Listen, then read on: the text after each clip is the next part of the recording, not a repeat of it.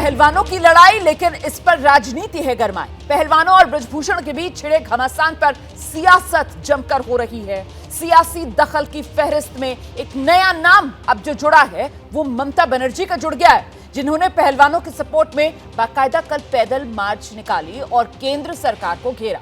तो केंद्र की ओर से भी साफ कर दिया गया है कि जांच चल रही है, कानूनी प्रक्रिया के तहत ही इस विवाद का समाधान किया जाएगा। हम पहले भी हो जाता, हमारा टीम जाएगा और उसका मंच में मिलके उसको हमारा सपोर्ट देंगे। जो हमारा इंडिया का प्लेयर है, जो ओलंपिक में खेला है, जो कॉमनवेल्थ में खेला है, जो एशियन गेम्स में खेला है, सबको लेकर विनती करना चाहूंगी। निश्चित रूप से उसका समाधान निकलेगा। मामले की जांच चल रही है।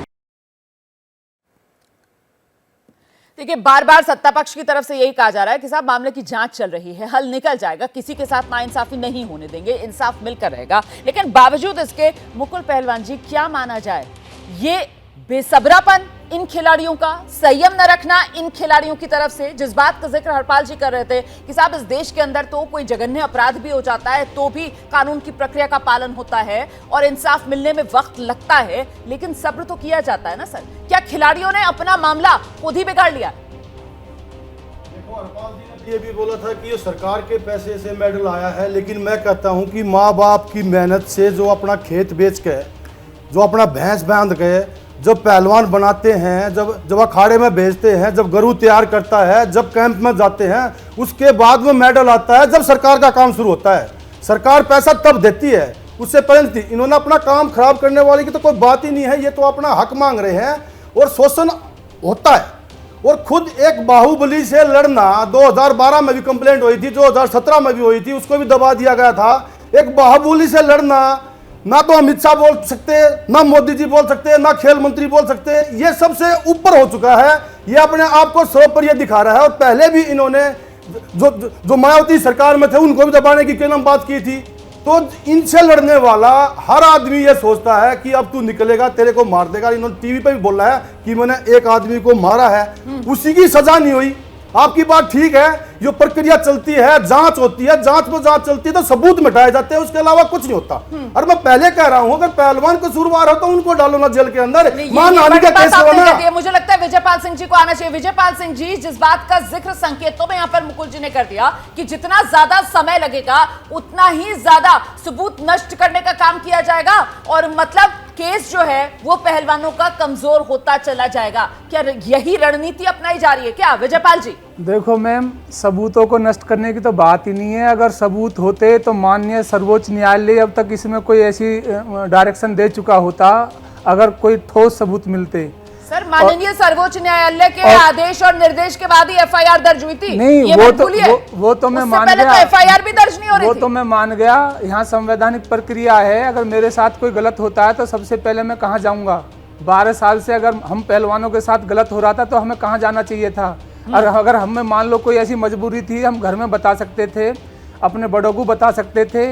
ये क्या हुआ, 12 साल तक हम सारी उनको झेलते रहे और फिर अचानक से एकदम परमाणु बम फोड़ रहे हैं कि हमारी गैल ऐसा हो गया। इसका मतलब क्या, आप दबाव बनाना चाह रहे हो देश में, इसको माहौल को खराब करना चाहते हो और कुश्ती का तो बेड़ा गर्क हो गया। ये जो पहलवानों के आरोप है, इन पर आपको बिल्कुल भरोसा नहीं है? कल की खबर नहीं पड़ी, पहलवान जो आरोप लगा रहे हैं उस पर आपको बिल्कुल भरोसा नहीं है? मैं भरोसे की बात तो ये है ना, माननीय न्यायालय में भी बेनिफिट ऑफ डाउट उसको मिलता है जो आरोपी होता है। ठीक है। और यहाँ तो डाउट ही डाउट है, डाउटों की खान हो रही है। यहाँ तो जिधर भी डालो उधर ही डाउट है। जैसे हर घंटे में आपकी डिमांड बदल जाती है। पहले आपने कहा भी फेडरेशन के अंदर अनियमितताएं हैं, भाई ये डिक्टेटरशिप करते हैं, अपनी मर्जी से जो ना लोगों को कैंप में डालते हैं। फिर आप कहने लगे लड़कियों के साथ, हमारे साथ यौन शोषण हुआ है।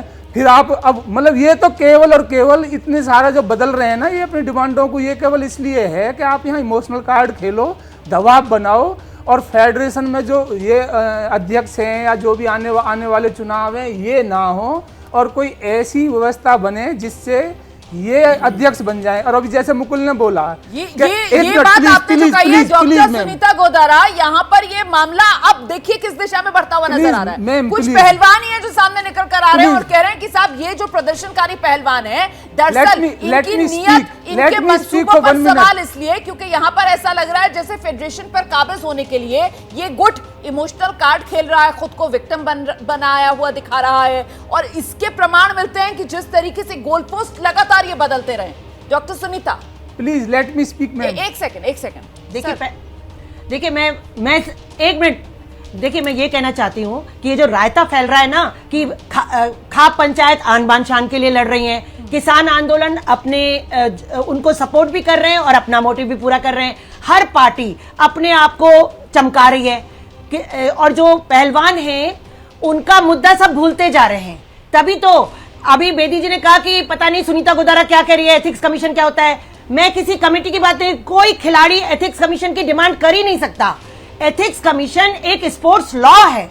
मैं स्पोर्ट्स लॉ की बात कर रही हूं कि अगर हमारा स्पोर्ट्स लॉ इन प्लेस होता, सब कुछ सही होता, तो ये जो आज फैलाव हो रहा है ना, इधर से लोग आ रहे हैं, उधर से जो मीटिंग्स हो रही हैं, ये कुछ भी नहीं होता।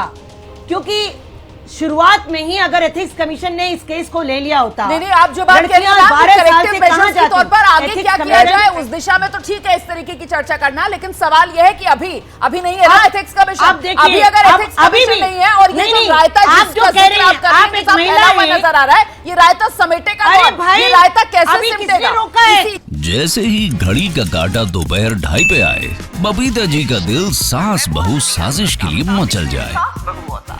और ये है इनकी बहू, पूरे दिन ऑफिस की टेंशन हो जाए गॉन जब ये करें अपना फेवरेट शो फ्री टाइम पे ऑन। इनकी तरह आप भी देखें अपना फेवरेट शो अपने टाइम पर और डाउनलोड कीजिए एबीपी लाइव ऐप अपने स्मार्ट टीवी पर।